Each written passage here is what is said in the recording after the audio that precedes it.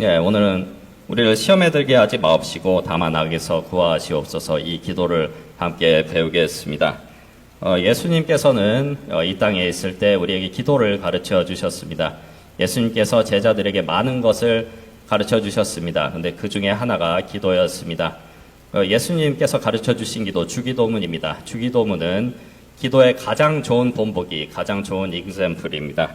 그래서 주기도문을 따라서 기도하는 것을 배울 수 있는 가장 좋은 방법입니다.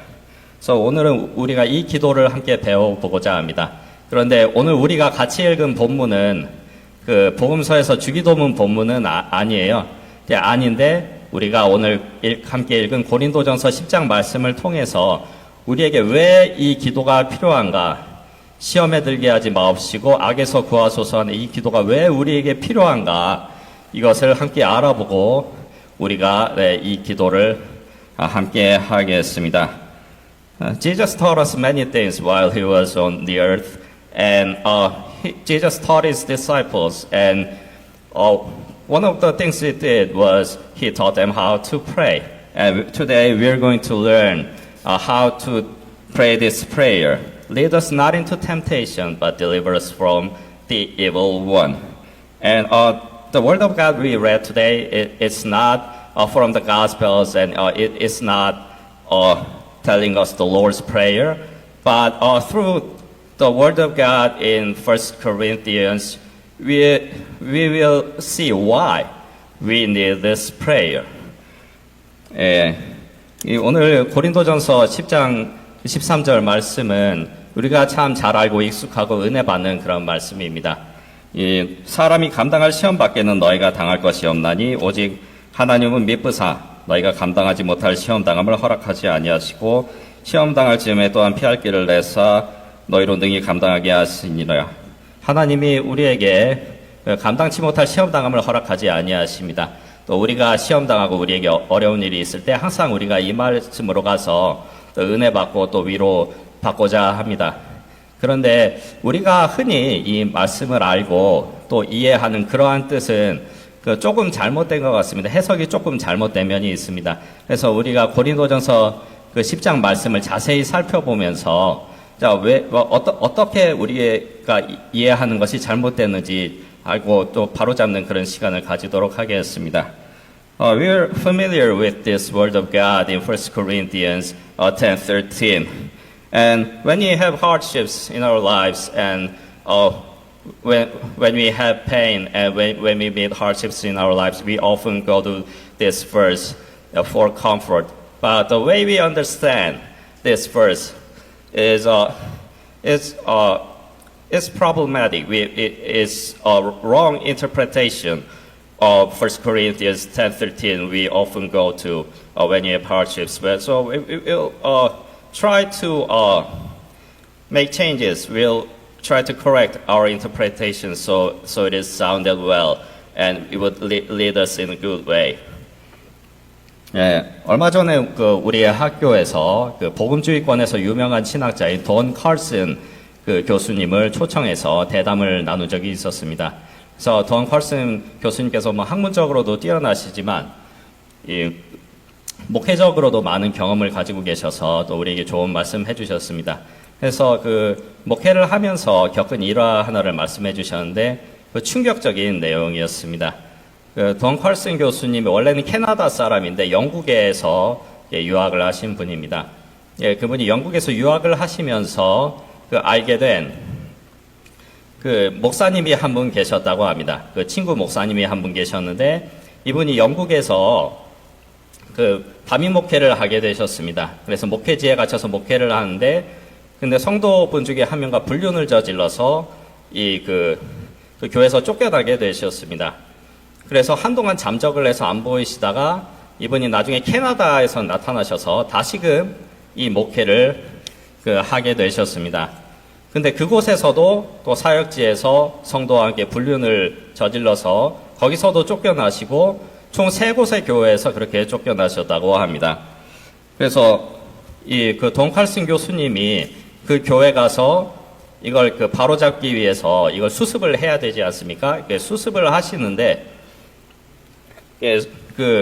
이분을 만나서 이렇게 앉혀놓고 물어보셨다고 합니다. 어떻게 하다가 그렇게 됐느냐. 그랬더니 이분이 하는 말이 하나님이 거짓말장이어서 그렇다. 그렇게 이야기를 하시는 거예요. 그래서 그게 무슨 소리냐. 그게 무슨 이야기인지 설명해 줄 수 있냐. 그러니까 하나님이 감당치 못할 시험 안 주신다 그랬는데 나는 감당할 수가 없더라. 그렇게 이야기하더라는 것입니다. 그래서 여기가 그 문제가 뭔가 하면 이 말씀 해석이 잘못됐다는 거예요. 감당치 못할 시험 당하면 허락하지 아니하신다. 이 말씀을 우리가 잘못 이해하고 있다는 겁니다. A while ago in my school, we invited Don Carson, who is a famous theologian in the evangelical circle. And he came and gave us a talk. And he told us something from his pastoral experience.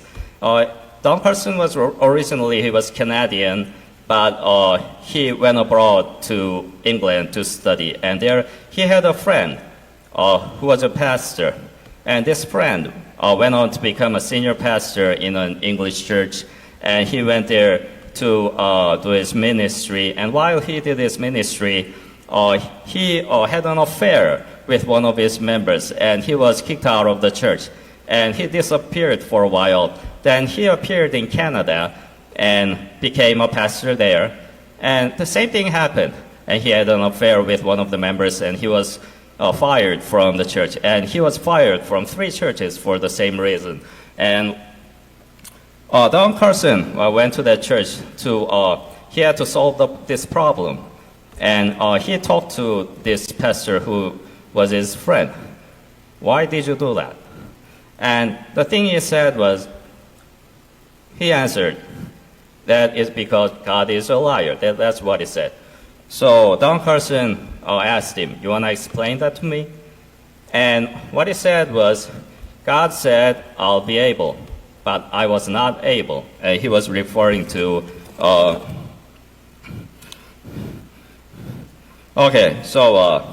he was referring to this verse in 1 Corinthians 10:13. And our understanding of this verse is not sound. It's a wrong interpretation of 1 Corinthians 10:13. Now we'll see why it's wrong. We'll read from Corinthians 10:13 again. 고린도전서 10장 13절 말씀을 읽어보면서 왜 이것이 잘못된 해석인지, 어떻게 이런 잘못된 해석이 나오게 되었는지 함께 살펴보겠습니다.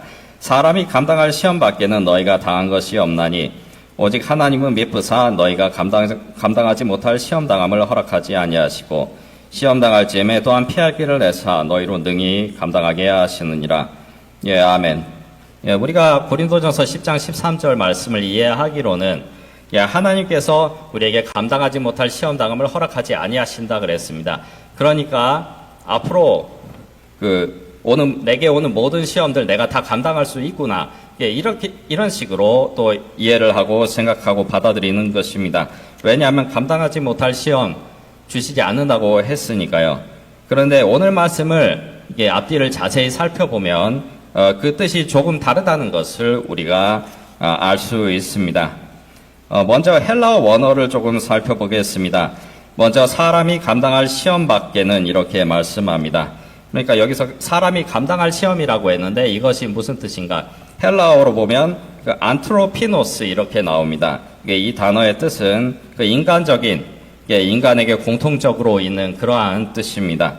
영어 성경에서는 common to man 또는 common to mankind라고 이게 번역하고 있습니다. 그러니까 이 시험이 어떤 시험인가 하면 사람에게 모두 보통 있는, 모든 사람이 경험하는 그런 시험이라는 뜻입니다. 그러니까 하나님이 보통 사람에게 있는 그런 시험만 너에게 주셨으니까 네가 감당할 수 있었다. 그런 뜻인 것입니다. 그러니까 하나님이 그런 시험만 주셨으니까 네가 그거 감당하고 또 시험 당하면서도 인내하고 이기고 그렇게 살 수가 있다는 것입니다. 그러니까 보통 사람들에게 다 있는 그런 것만 네가 당했다는 거죠. 네, 그 다음에 계속해서 보면 오직 하나님은 미쁘사. 하나님이 헬라어로 피스토스, 신실하신 분이라는 것입니다. 하나님을 신실한 분이라고 고백하고 있습니다. 계속해서 보면 너희가 감당하지 못할 시험 당함을 허락하지 아니하시고, 그걸 헬라어 원어에서 보면 그 너희가 할 수 있는 이상으로 시험을 주시지 않았다, 그러한 의미입니다. 계속해서 보면 시험 당할 즈음에 또한 피할 길을 내사, 이걸 헬라어에서 보면 하나님이 포이에세이 만드셨다고 합니다. 근데 만드셨는데 뭘 만드셨냐 하면 그 시험과 함께 그 피할 길을 만드셨습니다.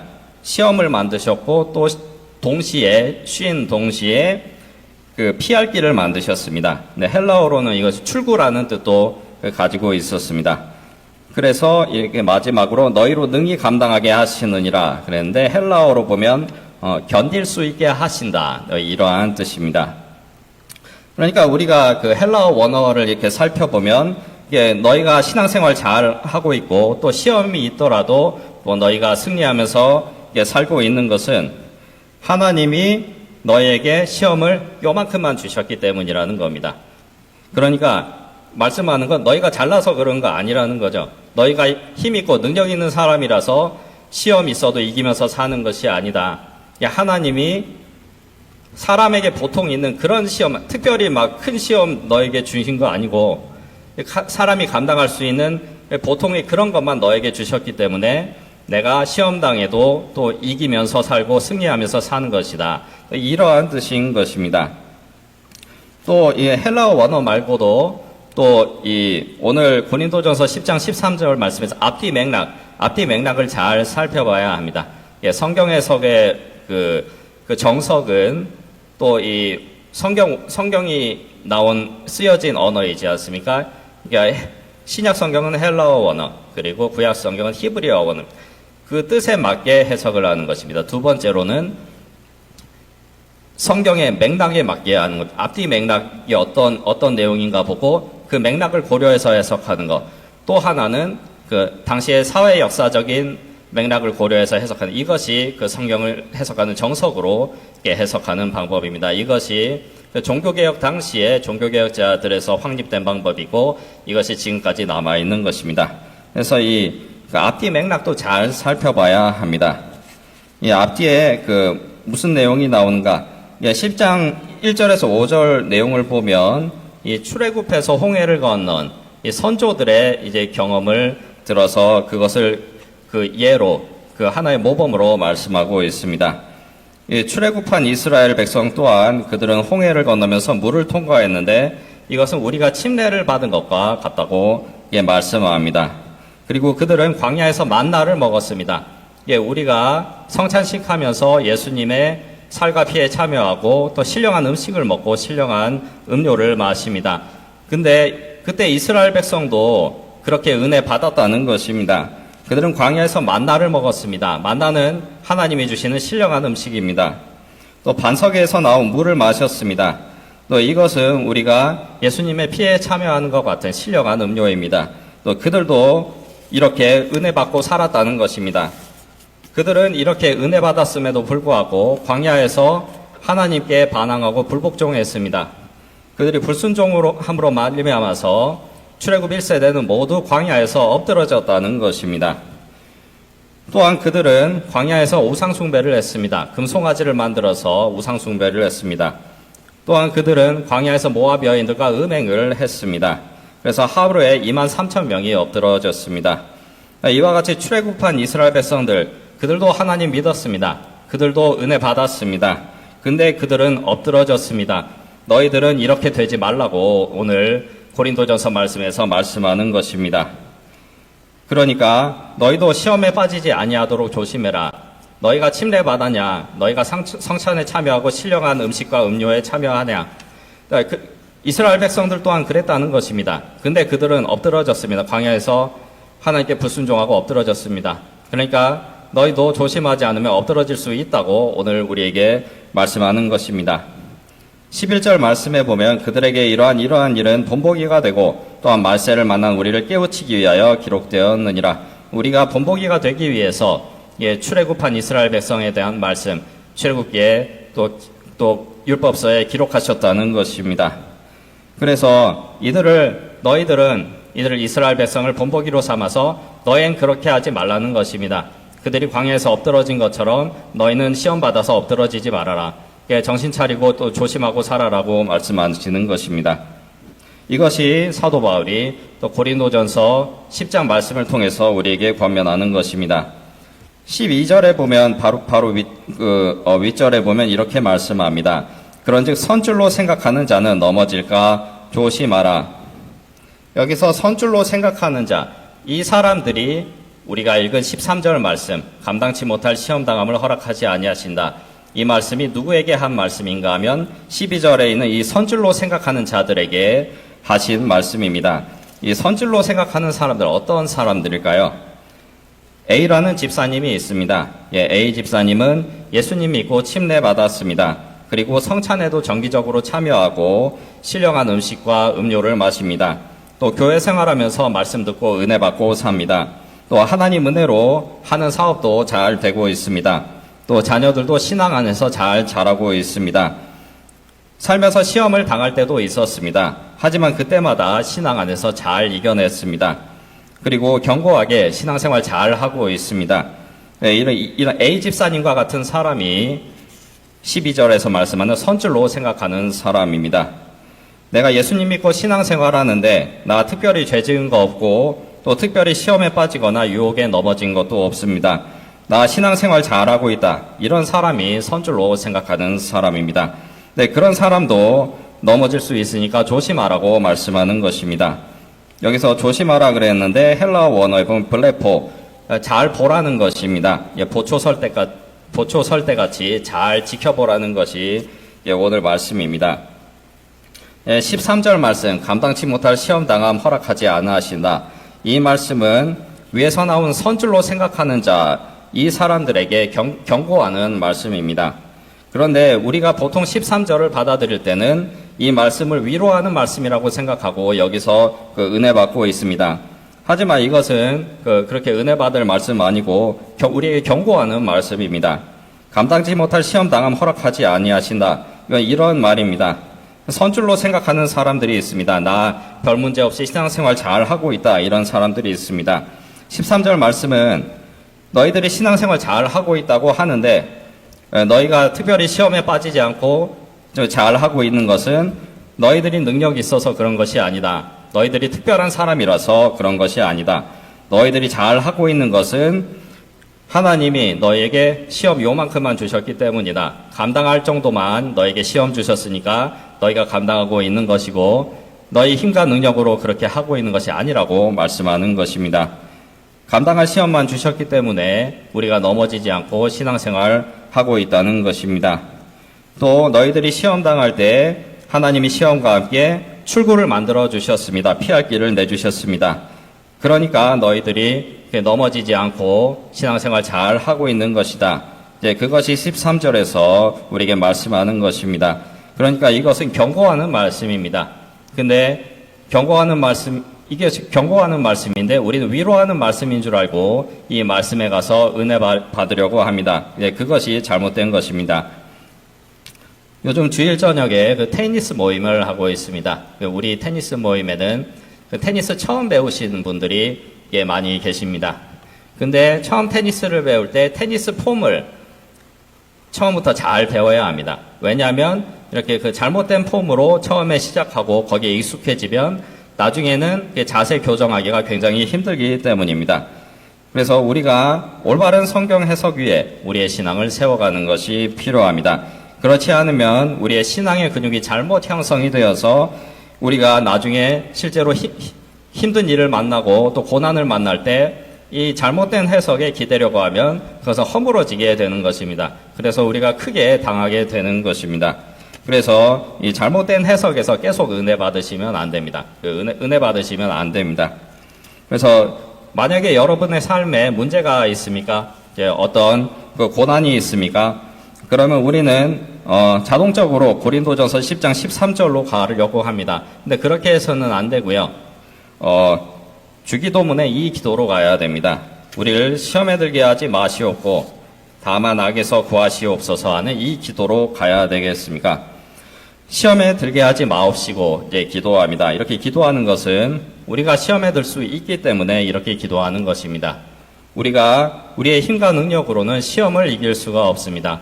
그리스도인의 삶에는 많은 시험이 있습니다. 그 중에 또 겉으로 좋게 보이는 것도 있고 나쁘게 보이는 것도 있습니다. 좋게 보이는 것은 이 세상의 부와 명예와 물질이 우리를 하나님으로부터 멀어지게 하는 것입니다. 그러한 시험이 우리의 삶에 있습니다.